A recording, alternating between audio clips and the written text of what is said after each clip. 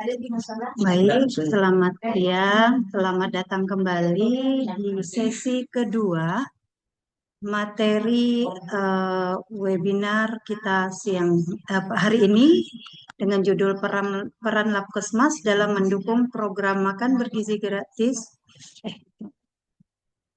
Maaf, webinar kita yang berjudul peran strategis Laboratorium Kesehatan Masyarakat Labkesmas dalam mendukung Program Prioritas Kesehatan Nasional 2026.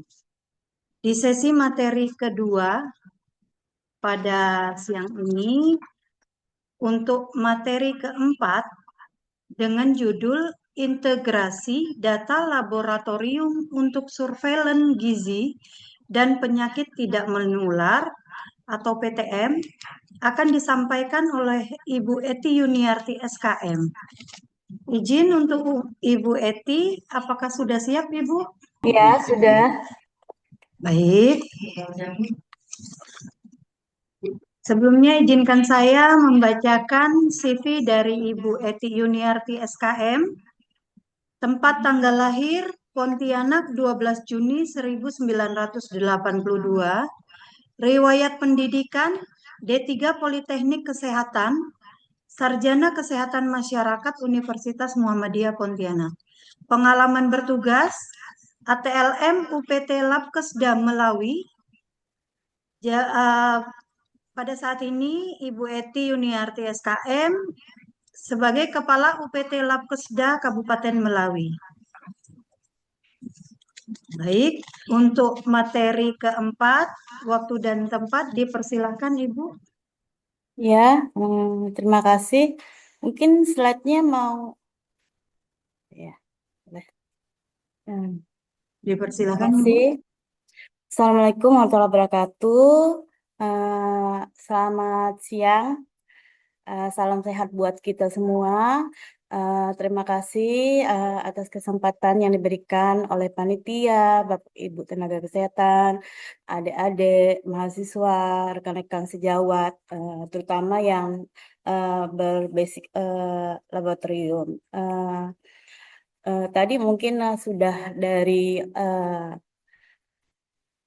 diberikan CV saya, jadi mungkin untuk perkenalan lebih saya persingkat lagi. Berhubung ini jam-jamnya genting ya, jam siang habis isoma, biasanya kurang semangat dan ngantuk gitu. Tapi tidak apa-apa, saya coba untuk memberikan beberapa sesi yang sudah diberikan oleh panitia kepada saya. Mungkin ini tidak seberapa, tapi semoga dari bahan materi ini bisa sama-sama bisa kita gunakan ke depannya untuk bekerja di lingkungan masing-masing. Ya, untuk mempersingkat waktu, pada sesi ini mungkin langsung slide. Oh ya, pada sesi ini kita membahas topik yang sangat strategis, yaitu integrasi data laboratorium untuk surveillance gizi dan penyakit menular. Saya ingin memulai suatu pertanyaan reflektif. Setiap hari kita menghasilkan data laboratorium, tapi apakah data itu benar-benar digunakan untuk menyelamatkan banyak orang? Mungkin untuk itu saya berikan sedikit jawaban bahwa data itu memang sudah ada, tapi memang belum optimal. Maka dari itu, disinilah kita coba mengulik lagi tentang apa itu data yang kita peroleh dari laboratorium. Setiap angka hemoglobin, setiap hasil gula darah, setiap pemeriksaan kolesterol itu bukan sekedar angka, itu adalah cerminan kondisi kesehatan masyarakat. Maka tujuan kita hari ini adalah mengubah cara pandang dari sekedar menghasilkan data, tapi memanfaatkan data itu menjadi sumber informasi untuk kebijakan ke depannya. Indonesia saat ini menghadapi beban kesehatan ganda yang merupakan uh, permasalahan buat kita bersama, di mana Indonesia menghadapi uh, berbagai persoalan tentang adanya penyakit yang berbasis uh, tidak menular, dan ini sifatnya bersifat ganda. Apa itu sifat ganda? Misalnya pada penularan penyakit pada Indonesia menghadapi masalah besar berupa misalnya masalah gizi. Gizi itu meliputi stunting, anemia, kekurangan darah mikroen. Penyakit tidak menular lainnya itu seperti diabetes, hipertensi, penyakit jantung, dan kanker. Kedua masalah ini tidak berdiri sendiri, tapi saling berkaitan. Contohnya, seorang ibu hamil dengan HB rendah mengalami anemia, dan jika gula darahnya tinggi, dia berisiko menjadi diabetes. Ini menunjukkan bahwa gizi dapat berpengaruh pada penyakit kronis. Inilah mengapa kita disebut mempunyai beban ganda, bahwa dalam satu individu uh, bisa saja dia mempunyai penyakit yang uh, saling berkaitan, seperti itu. Indonesia menghadapi beban kesehatan ganda memerlukan strategi pengawasan yang komprehensif. Disinilah peran kita sebagai tenaga kesehatan, terutama laboratorium, berkomprehensif melalui pengawasan penyakit tidak menular yang secara meningkat secara signifikan di semua kelompok usia. Tentang gizi, terus-menerus laboratorium kesehatan menghasilkan data secara objektif. Pemanfaatan data laboratorium saat ini untuk pengawasan kesehatan masyarakat masih kurang. Di sini perannya kita, bagaimana kita sebagai sumber data eh, memanfaatkan sebesar-besarnya data yang kita peroleh untuk mensukseskan program-program yang ada pada kesehatan pemerintah, istilahnya seperti itu. Ya. Set ketiga itu pilar transformasi sistem kesehatan. Mungkin ini sudah tidak asing lagi bagi kawan-kawan yang berkecimpung di eh, kesehatan, eh, karena ini dari 2 tahun yang lalu sudah digaung-gaungkan dan tadi juga sempat dibahas oleh rekan-rekan sejawat saya. Eh, Mungkin saya hanya sepintas untuk membahas tentang 6 pilar transformasi sistem kesehatan. Transformasi sistem kesehatan ini bukan sekedar perubahan administrasi, tapi juga berdasarkan dalam proses cara kerjanya. Terdapat 6 pilar transformasi kesehatan: layanan primer, layanan rujukan, ketahanan kesehatan, pembiayaan, SDM kesehatan, dan teknologi kesehatan. Nah, di sini laboratorium berperan penting pada teknologi kesehatan. Makanya data yang kita peroleh itu harus terdigitalisasi,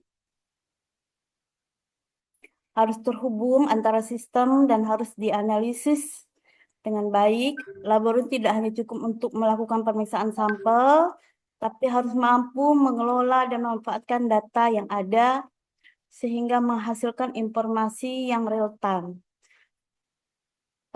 Pada saat ini, Labkesmas juga sebagai laboratorium berkembang menjadi pusat surveillance yang berbasis data yang akurat dan kembali lagi real time. Seperti itu.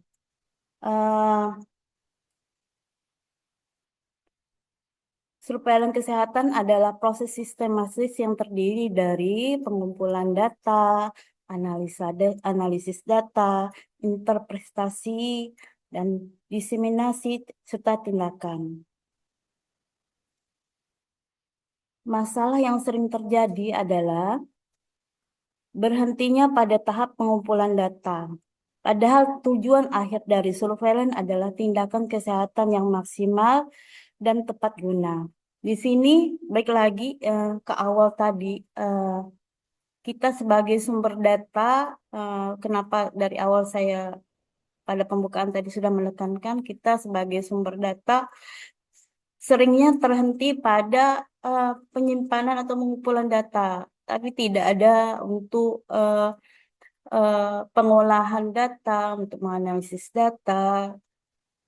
Eh, sayang, sayang rasanya kalau hanya sampai eh, terhenti pada eh, pengumpulan data, karena pada dasarnya eh, data itu sangat-sangatlah penting eh, diperlukan oleh pemangku kebijakan sebagai salah satu dasar landasan untuk mengambil keputusan untuk ke depannya. Seperti itu. eh Makna data itu bersifat terdigitalisasi, eh, dan harus terhubung oleh sistem. Sistem itu juga tidak berdiri sendiri. Eh, ada namanya jejaring laboratorium yang terdiri dari Labkesmas, rumah sakit, dan lab rujukan. Ada juga kolaborasi antar lintas program, itu biasanya ada pada eh, program TV, HIP, DBD, dan lain-lain. Itu biasanya berada pada puskesmas dan dinas kesehatan. Tapi itu tidak menutup kemungkinan untuk Labkesda itu sendiri berperan di situ. Terus integrasi layanan primer dan rujukan. Tadi seperti tadi ya sudah dibahas sama rekan-rekan saya sebelumnya bahwa eh, terdapat sekarang itu integrasi layanan primer di mana terbagi menjadi beberapa tier untuk Labkesmas itu sendiri, dan juga ada sistem rujukan di mana ketika tier 1, tier 2 tidak memiliki kemampuan, maka pemeriksaan bisa dilakukan rujukan ke tingkat yang lebih tinggi, misalnya tier 3 atau tier 4 seperti itu. Ya, balik lagi, bebannya kita sekarang untuk reformasi kesehatan menjadi lebih berat karena tidak cukup hanya pada pemeriksaan sampel, tapi harus juga mengelola dan memanfaatkan data sehingga berkembang menjadi pusat surveillance tadi. eh, Bisa membantu memberikan real time informasi yang eh, sangat-sangat diperlukan oleh eh, Dinas Kesehatan ataupun Kemenkes, seperti yang terjadi pada kasus-kasus terdahulu seperti COVID, dan sekarang eh, kasus-kasus apa? MBG, kasus-kasus seperti HPP DNA, itu data-data yang memang diperoleh dari laboratorium. Dan itu sangat sangat diperlukan oleh Dinas Kesehatan dan Kemenkes untuk mendapatkan gambaran sebenarnya apa sih yang sedang terjadi pada suatu wilayah yang mungkin menjadi binaan mereka, seperti itu. Dua, ketiga, ya. Di sini peran strategis laboratorium dalam pengawasan.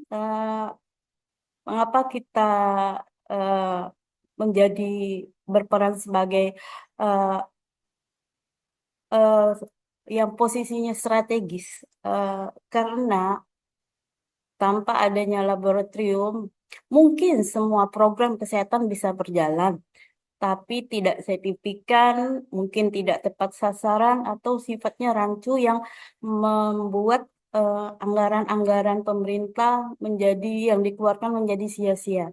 Disinilah kita berperan sebagai ujung tombak eh, strategis untuk landasan kebijakan yang dibuat oleh pemerintah, Dinas Kesehatan dalam hal ini, dan Kemenkes. Lab itu sendiri menyediakan data yang objektif, misalnya eh, pengukuran hemoglobin. Dalam hal ini, eh, pengukuran hemoglobin ini merupakan proses pemeriksaan yang eh, salah satu tepat guna untuk banyak sasaran. Eh, dalam hal ini misalnya program-program eh, ibu anak baru lahir dan ibu hamil, juga pada eh, pengawasan anak-anak pada usia remaja, karena salah satu pengukuran hemoglobin ini menjadi gambaran yang bermakna terhadap eh, perkembangan kesehatan yang ada saat ini. Misalnya pada itu tadi kesehatan ibu dan anak itu pada ibu hamil, apakah itu terjadi anemia, eh, juga pada remaja, apakah itu terjadi anemia untuk bayi, apakah terjadi stunting, maka pengukuran hemoglobin tidak hanya terfokus pada HB saja, tapi banyak gambaran yang bisa diperoleh dari pengukuran hemoglobin itu sendiri. Seperti itu. Eh, di sini juga selain pengukuran hemoglobin, ada kadar gula darah, ada tes kolesterol. Ini semua merupakan pemeriksaan yang sering kita lakukan sebagai rujukan pemeriksaan penyakit yang bersifat PTM, ya, penyakit tidak menular, yang sering kita lakukan, yang mungkin datanya sudah ada dari dulu, cuman memang balik lagi tidak pernah dikembangkan, tidak pernah dianalisis, sehingga hanya habis pada eh, data itu sendiri, tidak berkembang untuk apa-apa gitu. Eh, saya juga saya tidak juga mengecilkan, karena memang eh, semakin tahun kebutuhan eh, kesehatan itu sangat-sangat penting, di mana kita sebagai tenaga kesehatan eh, dituntut untuk lebih aktif lagi, dituntut lebih inovatif lagi untuk bagaimana caranya memberikan gambaran-gambaran kesehatan yang ada pada wilayah kerja kita. Seperti itu. Baik, untuk yang deteksi dini itu merupakan parameter yang sangat penting, balik lagi pada program sebagai pendukung berjalannya program yang ada pada Dinas Kesehatan dan Kemenkes itu sendiri, eh, dan deteksi dini ini sendiri itu tergambarkan secara lugas dan eh, efektif istilahnya pada hasil-hasil data di laboratorium. Jadi ketika data-data itu disajikan, ini memiliki dasar yang sangat kuat sehingga sulit untuk adanya penyangkalan atau keraguan. Inilah maka fungsinya untuk kita menekan em, terjadinya suatu masalah kesehatan eh, pada wilayah binaan kita dengan melakukan deteksi dini, yaitu seperti contohnya screening anemia tadi, identifikasi diabetes, dan deteksi dislipidemia. Em, ini kenapa? Supaya ketika nanti pemeriksaan-pemeriksaan itu dilakukan, nah, kita bisa melihat nih, apa sih yang terjadi pada wilayah kerja kita sebelum adanya lonjakan-lonjakan kasus pada wilayah kerja kita, kita sudah mendapatkan alarm warning dari hasil laboratorium yang kita lakukan sebagai deteksi risiko dini yang biasanya dilakukan oleh puskesmas atau labkesda itu bersifat bertahap dalam setahun. Misalnya dilakukan eh, pada saat kegiatan prolanis atau pada saat pembinaan pengawasan lingkungan. Itu kan eh, salah satu kegiatan yang digunakan untuk mendeteksi faktor risiko dini, gitu, seperti itu. Eh, Kenapa kita melakukan misalnya screening anemia untuk identifikasi adanya diabetes? Hmm. Misalnya intervensi ini dilakukan sejak awal sehingga mencegah pencegahan itu bisa cepat dilakukan. Eh, Misalnya identifikasi diabetes ini melalui pemeriksaan gula darah rutin seperti tadi yang saya gambarkan prolanis itu. Jika ditemukan banyak warga dengan gula darah tinggi, maka eh, itu merupakan alarm buat kita sebagai tenaga kesehatan, dinas kesehatan dan Kemenkes untuk eh, mencegah terjadinya peningkatan kasus diabetes pada suatu wilayah. Ketika data itu sudah diperoleh, sudah kita analisa, sudah mendapatkan gambaran, eh, maka kita kembangkanlah ke pemangku kebijakan, misalnya Dinkes, baik itu dari Dinkes ke Bupati ataupun Dinkes ke Dinas Kesehatan ke Kemenkes, maka nanti dari rujukan yang kita berikan, mereka menganalisa lagi nih, oh apa program yang harus dipilih menjadi program prioritas ketika data itu sudah diperoleh. Misalnya tadi adanya peningkatan kadar gula darah pada suatu wilayah, kemungkinan lonjakan penyakit diabetes akan meningkat. Maka sebelum terjadi lonjakan itu semakin banyak, nah diharapkan respon dari Dinas Kesehatan dengan bantuan tier 1 yaitu Puskesmas memberikan edukasi pada masyarakat tersebut untuk lebih warning terhadap pola hidup, pola makan, juga melakukan pengecekan eh, gula darah berjangka waktu seperti itu.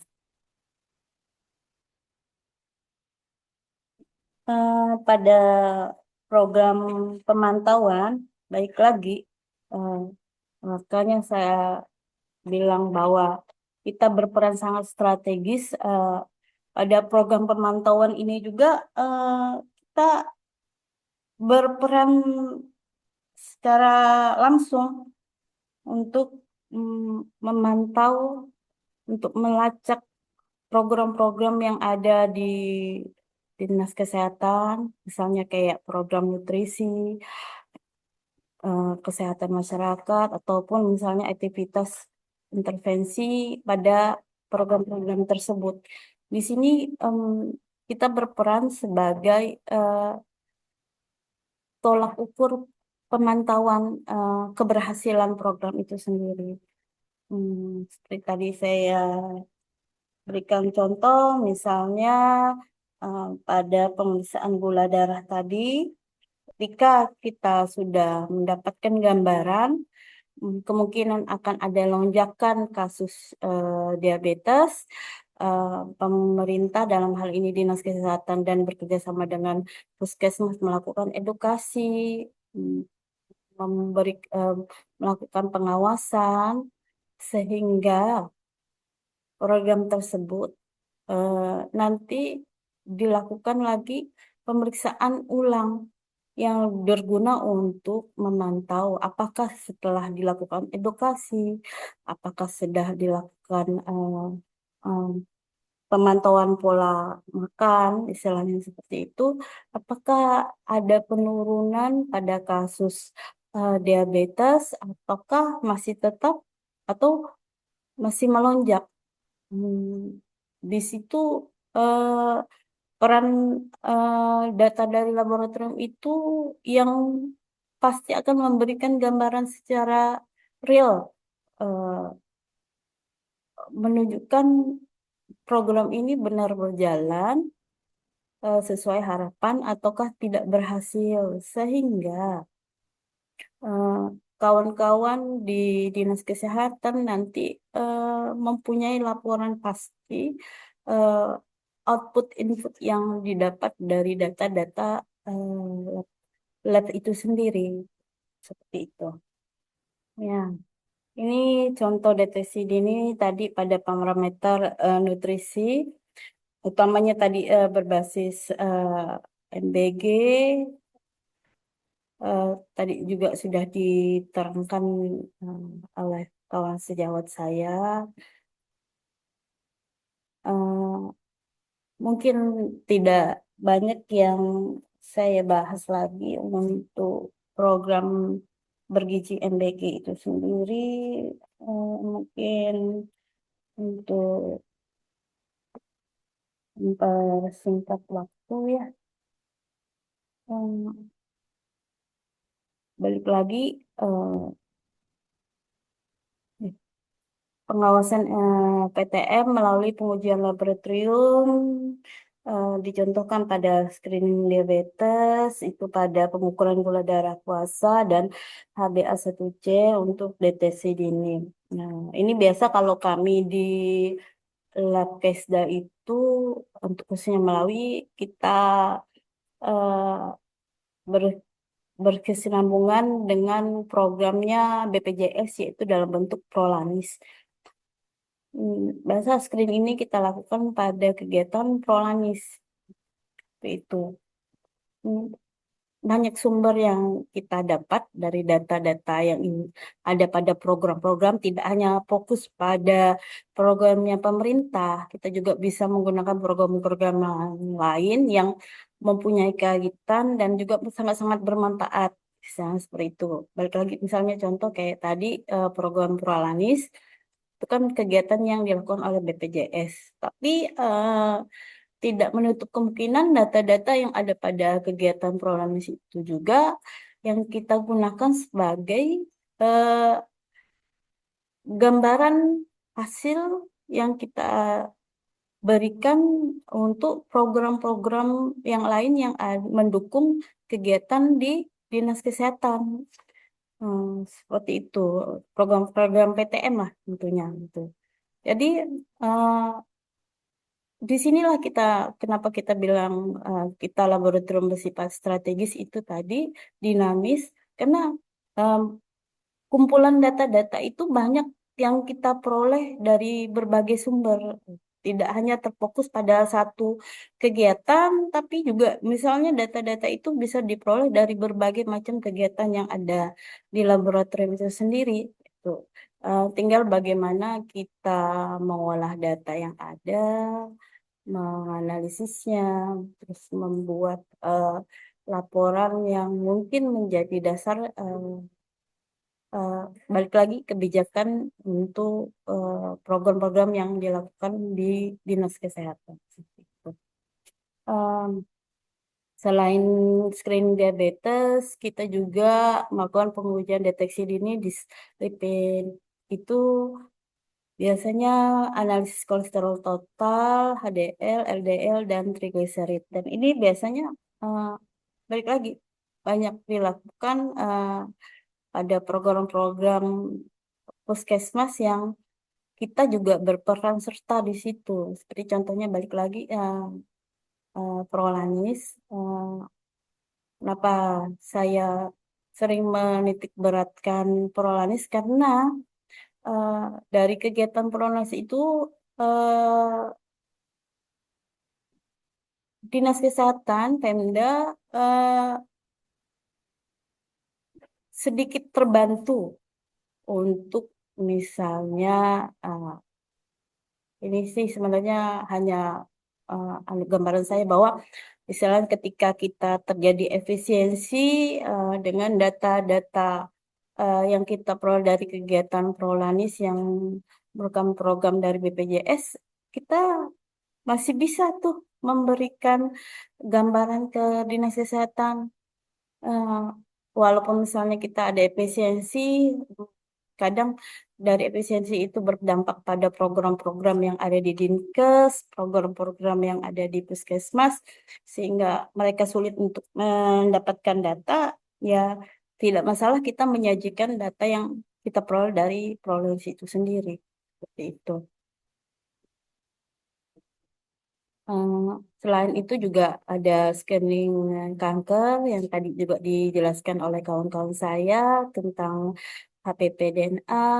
Ini merupakan pecahan kanker serviks yang saat ini lagi digaung-gaungkan oleh Kemenkes beserta jejaring Dinas Kesehatan, terutama yang berperan itu bukan hanya eh, nakes, tapi juga harapannya eh, aparatur masyarakat di pemerintahan juga menggaungkan screening kanker serviks ini seperti itu. Sip.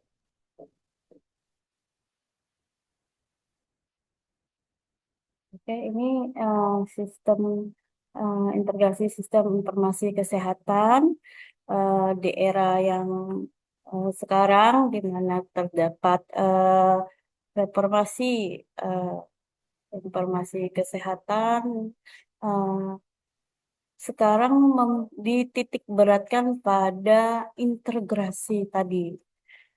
Integrasi data dititik beratkan sehingga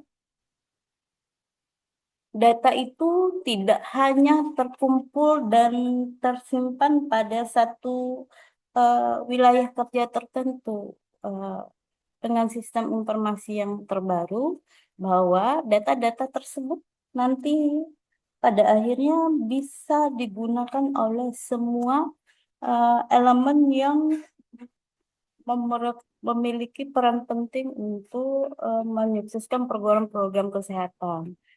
Eh, dengan sistem inilah yang sedang kita mulai gerakan, mulai kita eh, laksanakan, mungkin tidak secara langsung, bertahap, karena ini suatu proses yang lumayan sedikit eh, berat, karena untuk integrasi data eh, kita juga harus punya aplikasi-aplikasi tersendiri yang untuk itu memerlukan biaya ya. Tapi tidak menutup kemungkinan juga pemerintah juga sudah sedikit membantu untuk berikan beberapa aplikasi yang memang eh, be- bisa langsung terakses pada semua data kesehatan, salah satunya pada sistem SINLAB, di mana plafon pencatatan laboratorium itu bisa terintegrasi datanya ke semua sistem, salah satunya pada SKDR dan Satu Sehat, seperti itu.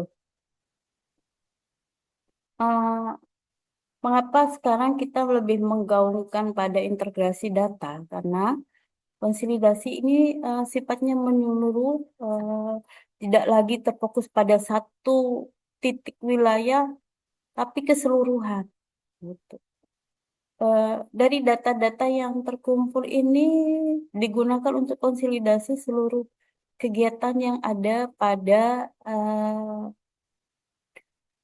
Dinas Kesehatan ataupun pada Kemenkes itu sendiri. Bahwa ketika data-data ini dikumpulkan menjadi satu kesatuan, terdapatlah gambaran kesehatan yang eh, memang perlu perlu kita pakai untuk nanti berikan suatu kebijakan-kebijakan kesehatan pada masyarakat. Misalnya ketika itu data, gambaran kecilnya misalnya data Melawi dikumpulkan, data dari kabupaten lainnya misalnya Sintang, Sanggau, Skadau itu terintegrasi menjadi satu kesatuan nantinya. eh, Data-data tersebutlah nanti juga yang bisa digunakan oleh misalnya kayak kota, provinsi untuk memberikan gambaran atau laporan kepada pemangku kebijakan mereka. Seperti itu. Misalnya ke bupati, gubernur atau ke misalnya kementerian. Dari data-data yang terintegrasi inilah nanti yang digunakan untuk sebagai bentuk laporan dan gambaran yang terjadi. Inilah yang sekarang pelan-pelan sedang kita usahakan. Makanya terbentuklah sistem Labkes itu sendiri yang terbagi menjadi tier 1 sampai tier 5, 6. Kalau nggak salah saya. Kalau salah, soalnya ini udah agak siang, jadi eh, dari hasil-hasil data tersebut yang sudah terkumpul, eh, inilah nanti yang digunakan untuk eh, interpretasi kesehatan masyarakat. Itu balik lagi. Nilai digunakan oleh pemangku-pemangku kebijakan untuk memberikan gambaran-gambaran, oh pada wilayah-wilayah kerja ini mempunyai gambaran kesehatan seperti contohnya angka kesakitan eh, diabetes atau angka kesakitan darah tinggi itu tergambarkan secara menyeluruh gitu. Eh, dan ini bisa dipertanggungjawabkan. Jadi eh, kawan-kawan eh, balik lagi dipermudah untuk mengambil data-data ini untuk dianalisis dan digunakan untuk pengawasan program-program kegiatan kesehatan berikutnya. Seperti itu. Dari data-data itulah nantinya ketika sudah dianalisis, kita integrasikan lagi ke pemangku kebijakan. Eh, kita integrasikan yang digunakan sebagai pengambilan keputusan, dasar dari pengambilan keputusan itu sendiri. Jadi ketika pemangku kebijakan mengambil keputusan, tidak ada lagi keraguan bahwa program unggulan atau program prioritas menjadi tepat sasaran dan tepat guna. Seperti itu. Izin Bu Eti, Ya, agak banyak. Oke, boleh lanjut lagi. untuk waktu pemaparan Ya. tinggal 5 menit lagi. Gitu. Mungkin kayaknya tidak Persilakan. cukup ya. Karena sebenarnya pada dasarnya banyak sekali informasi yang ingin saya sampaikan tentang apa sih itu laboratorium, apa itu data yang kita peroleh dari laboratorium itu sendiri. Nah, momentum saat inilah yang menjadi salah satu tolak ukur bahwa eh, pada khususnya laboratorium itu dipandang penting untuk salah satu dasar keberhasilan suatu program kesehatan. Kalau dulu-dulu kan mungkin ya dipandang, tapi tidak yang eh, semaksimal ini. Makanya sebenarnya banyak hal yang ingin saya bahas, cuman keterbatasan waktu. Mungkin saya mohon maaf kalau misalnya ini tidak sesempurna atau tidak selengkap seperti ya yang lainnya. Flat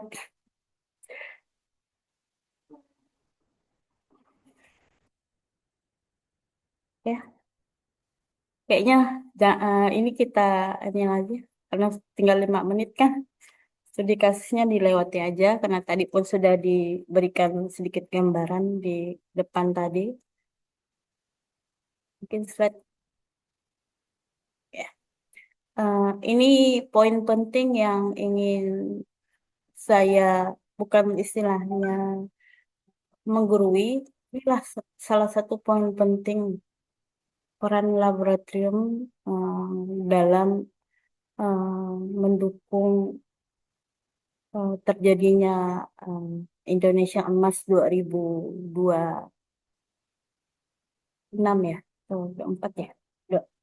Uh, Inilah peran pentingnya laboratorium, di mana untuk mensukseskan itu laboratorium merupakan sebagai sistem yang strategis sebagai pengawasan kesehatan, sebagai deteksi dini, uh, di mana dari pengawasan dan deteksi dini ini sendiri nanti berdampak pada kebijakan yang akan kita lakukan. Melalui integrasi sistem informasi inilah nanti eh, diharapkan kebijakan tindakan itu menjadi tepat guna, tepat sasaran, dan eh, anggaran itu tidak menjadi terbuang sia-sia, misalnya seperti itu. Eh, jadi dengan kebijakan-kebijakan tersebut, kontribusi untuk ke masyarakatnya itu balik lagi tepat sasaran, sehingga apa yang kita harapkan masyarakat menuju Indonesia Emas itu sendiri bisa tercapai. Mungkin itu saja yang bisa saya paparkan untuk saat ini. Lebih kurangnya, terima kasih. Saya kembalikan ke Bu Tiet. Terima kasih Bu Eti atas pemaparan materinya. Jadi bisa saya beri kesempatan untuk teman-teman yang mengikuti webinar pada siang ini untuk mengajukan pertanyaan di kolom chat yang nanti akan saya bacakan dan sampaikan kepada narasumber. Jadi saya bisa ambil poin ya dari materi yang Bu Eti sampaikan, bahwa laboratorium dengan data yang berkualitas menghasilkan sebagai sumber data untuk pemantauan kesehatan. Dengan adanya sumber daya yang terintegrasi, sumber data yang terintegrasi itu untuk dasar pengambilan keputusan atau kebijakan terkait pembangunan kesehatan yang akurat dan tepat guna.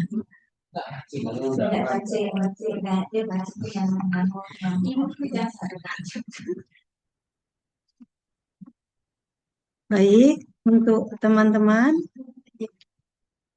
peserta webinar, apa ada yang akan didiskusikan atau ditanyakan kepada narasumber kita, Ibu Eti?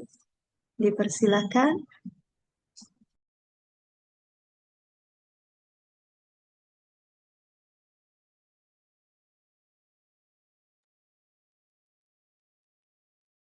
Izin Bu Eti, kalau untuk gambarannya di Labkesda Kota Kabupaten Melawi, maaf, eh, apakah pelayanan yang diberikan termasuk juga untuk pemeriksaan klinik?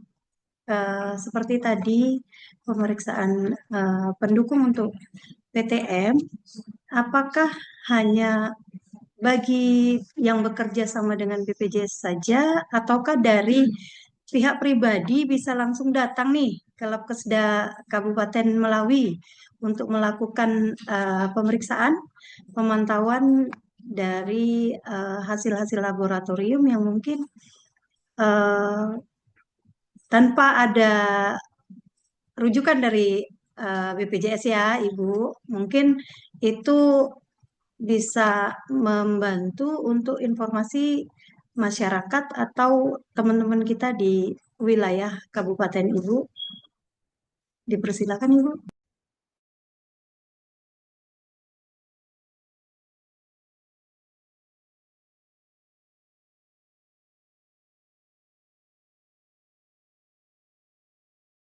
Oke. Izin Ibu, mikrofonnya belum diaktifkan. Eh, Mungkin segala garis besarnya saya berikan gambaran bahwa laboratorium kesehatan Melawi itu tidak hanya terfokus pada program, baik itu program Dinas Kesehatan ataupun program BPJS, tapi juga menerima layanan pribadi seperti tadi yang Bu Tiet tanyakan. Jadi eh, kita juga memberikan layanan klinik ketika ada masyarakat yang ingin mengecek kan kesehatannya bisa langsung datang ke Labkesda tanpa adanya surat rujukan dari dokter, eh, bisa melakukan atas permintaan sendiri atau APS ya, atas permintaan sendiri. Itu nanti dari hasil yang kita peroleh, kita juga menyediakan layanan konsultasi dengan dokter umum kita. Jadi ketika hasil itu sudah diperoleh, mungkin ada beberapa pasien yang ingin berkonsultasi atas gambaran hasil yang didapat. Kita juga memberikan layanan konsultasi yang berdasarkan dokter umum seperti itu. Jadi eh, balik lagi, data-data itu tidak hanya terfokus pada program, tidak terfokus hanya pada BPJS, juga data itu juga diperoleh dari pemeriksaan mandiri. Itu kita kumpulkan semua menjadi satu kesatuan data yang nanti kita gunakan untuk menganalisis tingkat kesehatan yang ada pada wilayah, misalnya contohnya pada wilayah Kabupaten Melawi itu sendiri, seperti itu, Bu Tiet. Baik, terima kasih informasinya. Baik, terima kasih informasinya Ibu. Mungkin dengan tidak hanya dengan layanan program, layanan BPJS, dengan layanan masyarakat umum sekitar dari wilayah kerja dari Labkesda Kabupaten Melawi menjadi dasar untuk kita mendapatkan data kesehatan dari wilayah setempat ya Ibu. Baik, saya berikan kesempatan untuk teman-teman di peserta webinar yang ingin mengajukan pertanyaan atau mungkin sharing-sharing yang bisa dibagi ke dengan narasumber kita, Bu Eti, dipersilahkan.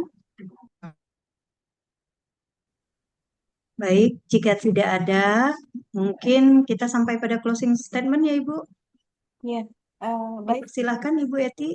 Ya, terima kasih. Jadi kesimpulannya eh, kita balik lagi mempunyai peranan yang strategis dalam mewujudkan Indonesia Sehat Emas 2045.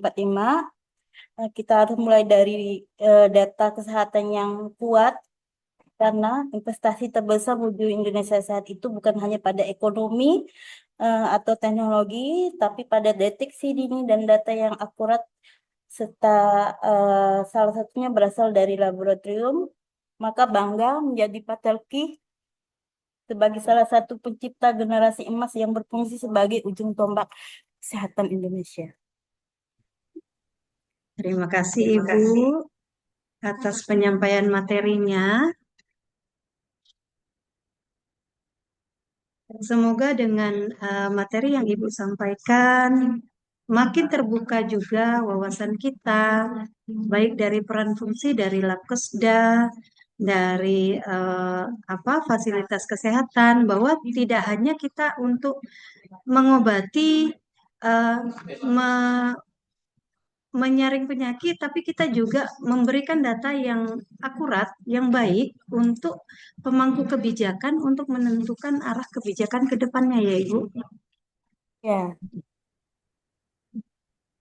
Terima kasih atas materi dan kesempatan yang telah Ibu berikan kepada kami.